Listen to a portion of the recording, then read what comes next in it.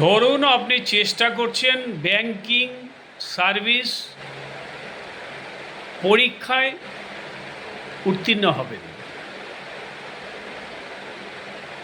কিন্তু আপনার একমাত্র টার্গেট যে কোনো প্রকারে আমি ব্যাংকের চাকরি করব বা ব্যাংকের সমস্ত পরীক্ষায় আমি বসব, কিন্তু আপনার চার্টে দেখা যাচ্ছে কোনো মতেই বৃহস্পতি গ্রহ আপনার শুভ নয়।